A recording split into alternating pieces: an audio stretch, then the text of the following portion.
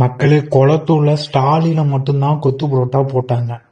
ஆனா இந்த பாய் ஒட்டுமொத்த திமுகவையும் சட்டமன்றத்துல வச்சு கொத்து புரோட்டா போட்டாரு. இன்னைக்கு ஆட்சி பொறுப்பேற்று 3 மாசம் 3.5 மாசம் தான் ஆகுது. ஆனா மக்கள் பேசுறது, நான் ஒரு பேருந்துல போகும்போது கூட பேசிட்டாங்க, என்னங்க 3 மாசத்துல இவங்க என்ன செய்ய முடியும்னு. ஆனா தமிழ்நாட்டில் கடந்த காலத்துல காவேரி காய்ந்து போனது எந்த ஆட்சினால, கச்சத்தீவு கைவிட்டு போனதுனால எந்த ஆட்சினால, முல்லை பெரியார் முடங்கி போனது எந்த ஆட்சினால, பாலாறு பாலாகி போனது எந்த ஆட்சினால, ஈழத்தமிழர்கள் பலர் இரையாகி போனது எந்த ஆட்சியில, ஊழல் உற்றுக்கண்ணா பெருகி போனது எந்த ஆட்சியில, கனிம வளம் காணாம போனது எந்த ஆட்சியில, கார் ரேசன் காதுல பூ சுத்தி கஜானாவை காலி செஞ்சது எந்த ஆட்சியில,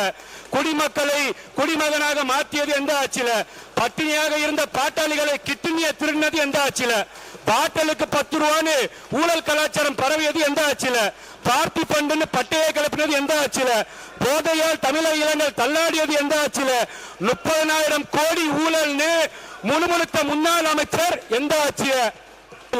சட்ட ஒழுங்கு சீர்திருத்தி சந்தி சிரிச்சது எந்த ஆட்சியில, சுயநலத்துக்காக சாலை முதல் சத்தன முட்டை வரை ஊழல் நடந்தது எந்த ஆட்சியில, மக்கள் பணத்தை மைனர்கள் மஞ்சள் குளித்தது எந்த ஆட்சியில, தமிழர்கள் தாரை தாரையாக கண்ணீர் வடித்தது எந்த ஆட்சியில, அலைக்கட்டு ஊழல் நடந்தது எந்த ஆட்சியில, ஆக மொத்தத்துல தமிழ்நாடு நாசமா போனது தீய சக்தி ஆட்சியிலே.